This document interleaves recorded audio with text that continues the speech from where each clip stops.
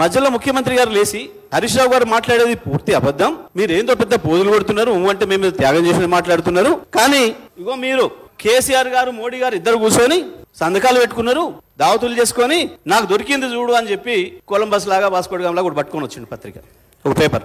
అధ్యక్ష, ఒక ముఖ్యమంత్రి గారు మాట్లాడేటప్పుడు సభలో అది తర్వాతనైనా చర్చ కొనసాగుతుంది, మీరు అసెంబ్లీలో అవకాశం ఇవ్వకుండా మీకు బలం ఎక్కువ ఉంది కాబట్టి బయటనైనా చర్చ కొనసాగుతుంది అన్న ఆలోచన ఉండాలి. ఏం చదివింది అధ్యక్ష? Installation of smart meter for all consumers above 500 units oblique month by December 31st December 2018 and consumers consuming above 200 units month by 31st December 2019.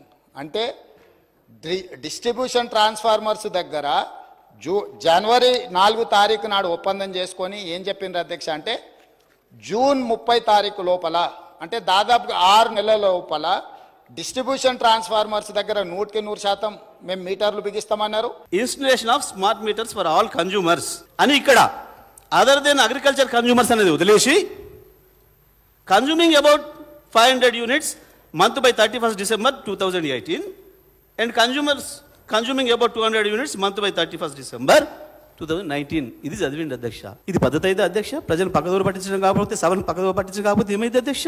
మనం వెనకడ వినేది ఒకటే మాట, ఎవడో చదువు మాట్లాడరాక రాముడి తోక తర్వాత పివరిండి ఇట్లుండే అనే మాటను మనకు తెలుగు టీచర్లు చెప్పేటోళ్ళు, ఎట్లా చదవాలి వాక్యాలు అని చెప్పడానికి వ్యాకరణం నేర్పేటప్పుడు చెప్పేటోళ్ళు అధ్యక్ష.